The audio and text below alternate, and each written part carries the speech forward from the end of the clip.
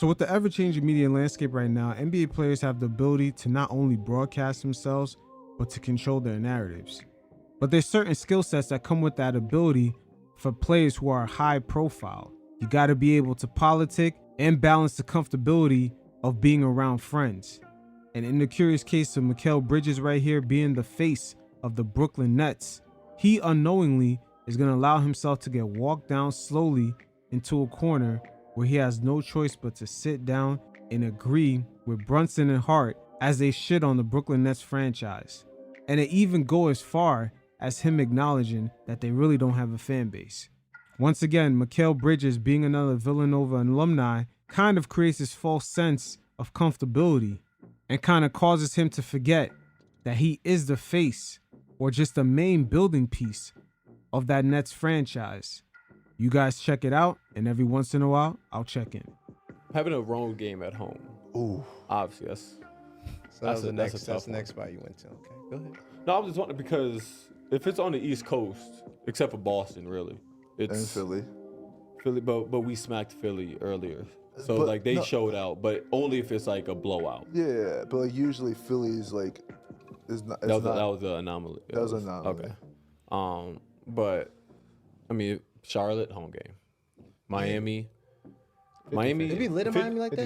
that. Yeah, there's a lot because you have a lot of New Yorkers. Really? But like you also know, like now you heard Mikal Bridges. He was really asking, does Miami have New Yorkers like that? Remember, Mikal Bridges has played for the Nets for over 2 years, and he still does not know when he goes to Miami that there should be a bunch of New Yorkers at the game. And it makes you wonder, do the Nets have an audience? Let's take a look at that again. I mean, Charlotte home game, Miami. 50, Miami. It'd be lit in Miami like that. 50. Yeah, there's a lot of New Yorkers. You have a lot of New Yorkers. Really? But like you also know, like a lot. Damn, he said really. Yo, Mikal, you play for a New York City team. Once you're in Miami, Orlando, all of Brooklyn is out there. All of Queens is out there. All of the Bronx is out there. Come on, Mikal, the whole tri-state is out there. How you not know that? Oh wait, he doesn't know that because they really don't have a fan base. Yeah, there's a lot because of you have a lot of New Yorkers. Really? But like you also know, like a lot in Orlando. Yeah, but you also Miami Orlando. Is like one of those things where it's like it takes the Miami faithful a little. It takes them a little while to trickle into the arena. For sure. Yeah, game 7 o'clock. Facts. You looking crowd live. Yeah, 7 o'clock. They'll get there about 8:15. Yo, the Miami Heat fans treat the Heat games like a club, man. They show up almost to the good part. I'm surprised they don't show up in the beginning of the fourth quarter. 8:15 and jumping. But yeah, Charlotte, DC, that's a home game. So Brooklyn. I mean, what's the worst? Is it Brooklyn? See, right there, that was time for Mikal Bridges to say, nope, not true. Put your political poker face on, Mikal. Brooklyn was fire this year. I'm sorry. That's to be expected. Yo, Brooklyn, a game in Brooklyn this year was hype. Yeah, that was crazy. That was loud. And it was funny because someone really. They're slowly walking him into that corner. Mikal, you better fight against that. You better start denying this shit. Played y'all because they did a video of your three. You hit a three with like 5 minutes left, and he hit a three with like a minute and a half left when we were on a run. The difference of the crowd, like you made your three, people were like, oh yeah, clap. He made his three, and the arena erupted. It's like, and I had a tough 3-2 off the dribble, quick off the screen, pull up too. Yeah. Like it wasn't just like no wide open. Like dribble, I'm all hype. I mean, but damn, Mikal, you supposed to deny that, Mikal. You supposed to deny that. You the face of the franchise. You supposed to be denying it right now. Put your political face on, boy. But is that, that ever get to you? That like, no, that wasn't fun. If we would have won, then I'd just been like, aha, but we lost. So that wasn't really fun. Especially, it was the play when y'all got the block. I got the block, thank you. And then Julius got the dunk. That's when it really blew me. 100%. Because just the reaction off the block. Mm-hmm. It was crazy. Was it 2 blocks? Yeah, cause I blocked Dennis, and then OG blocked Cam, and then I saved it, threw it to him, bounced back. And that's when it was crazy because it's like, oh. And I'm watching too, like I'm here, so I'm like, and we're home. Mm-hmm. So first of all, over my carries, like I know everybody's in there. Like a block like that gets, even if you're a freaking home fan, like that's going to surprise you. Like, oh, but the second one was like, give me that to the crowd energy. Like, I was like, and then the kick head to the dunk. I'm like, okay, bro. Now I feel like I'm in MSG. Yo, Mikal too comfortable right now. You giving it up, boy. Oh, man. Yo, Mikal, you gotta have a better poker face than that. Remember, you the franchise guy.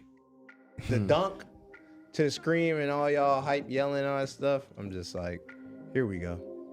It's tough because like, y'all in a tough position. Because like New York, no matter what, like no matter how good the Nets get, like it's gonna be like that's Knicks City. Like Mikal, here's a cue. You better deny that. Or just put on a poker face. Don't say nothing. you know, but like I was in LA. No I ain't said matter, that.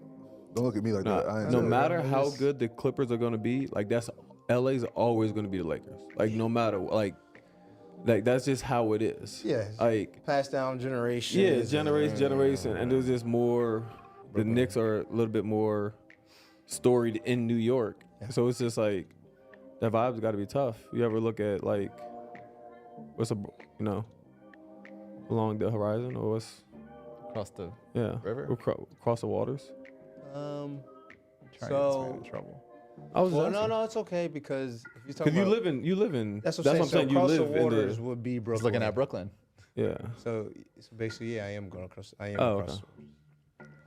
Look at Mikal right now. He's hesitant. He doesn't want the audience to know he doesn't live in Brooklyn. I live I was in saying. Manhattan. So. Nice. And also across the water would be Jersey City as well. So That's home. You know what I mean? You're a Jersey guy. You know? Jersey, Summerdale. Yeah. The hell is Summerdale? Not Summerdale. What's the Cherry? Was it Cherry Hill? Was it Cherry Hill? It was Cherry, and then Lindenwold was one. But yeah, Cherry Hill, yeah, bro, Cherry right next to the mall. So I have a question. Yeah, I'm a South Jersey boy. Yeah. So there you have it. The Nets star, not even knowing Miami had a bunch of New Yorkers. And that's after playing for Brooklyn for over a year and a half. And he also admits he lives right across the water in Manhattan, which really isn't a shock, but there's plenty of high rises right next to Barclays Center. But the players in the media game presents a lot of interesting conundrums because he slowly got walked into that corner. And the Nets this season just having no energy, no momentum with their fan base, them just almost being in the business of just selling other team stars coming into their arena. It's not looking good. And their owner Joe Tsai is considering selling the team after he's not able to profit as much as he thought he would, especially after he decided to side with his GM over Kevin Durant and Kyrie Irving. The NBA is a star-driven league, and even though the Nets are in New York, they are not a destination franchise for top 5 players in the league. Shit, maybe even top 10. And Kevin Durant not working out for the Nets actually hurts their franchise more. It almost serves as a lesson for any top 5 player in the league to not go there as a free agent, because not only you can't make an impact on the market playing for the second-class team of that city, but even if you're on KD's level, which in 2021, he was at least top 2 in the league. So even being at that level and playing for the Nets, your impact on that market is still minimum. But one of the beat writers for the Nets gave insight to the atmosphere in Brooklyn, and he clearly spells out the results of the Nets not really establishing a fan base in New York City. As someone who covered this team back when it moved to Brooklyn 12 years ago, it is jarring how much things have degraded, at least how it feels anyway, from an atmosphere standpoint here. It just doesn't feel like there's any fans really for the Nets at all at these games. Like you come every night and the visiting team is getting massive cheers compared to the home team. And whenever Kyrie made a shot, the cheers were a lot louder than the handful of boos he was getting from the home fans. I don't think it's because there was like a massive amount of Nets fans cheering for Kyrie. I think there were a lot of Mavs fans here cheering for Kyrie and Luka.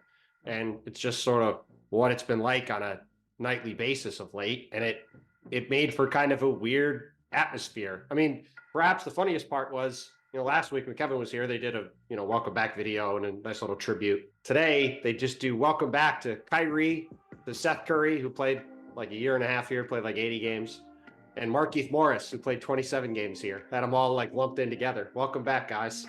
It's very interesting to see how the national NBA media has remained silent on the downfall of the Nets. But during the free agency period in which they acquired KD and Kyrie Irving, they couldn't wait to talk about how the Nets topped the Knicks in free agency. But eventually, at the end of the day, Joe Tsai got to realize he was lucky to get KD to go there. Him following behind the footsteps of Kyrie Irving. The Nets are not a destination for at least top 5 players in the league. They are not going to play for the Nets. They might as well go and play for the Knicks and gain better access to that New York market. There's no reason to go for the second place team, not for a top 5 player. And Joe Tsai might have taken the crown for the worst NBA owner in New York City, because had the shoe been on the other foot and James Dolan lost Kyrie Irving, James Harden, and Kevin Durant, we all know it would have been all over print news how the Knicks are the worst franchise within the NBA. But when it comes to the Nets, it's crickets. So it is what it is. On the Nets' best day, with James Harden, Kevin Durant, and Kyrie Irving, once the Knicks got the ball rolling and Julius Randle had his breakout season in 2020, the Knicks instantly gained more relevance than the Nets throughout the city. Word on the street was always going to be about the Knicks. And the media playing into Kevin Durant talking about the Knicks ain't cool was just a bunch of fluff. We really can't take a word from a guy that follows behind the footsteps of Kyrie Irving. And the Knicks eventually end up landing in a much better situation. Not only the team is strong, we got plenty of draft picks to continue building on top of what we already have. So us losing out in the 2019 free agency pool ended up being a blessing. So until next time, you fellas stay safe. Peace.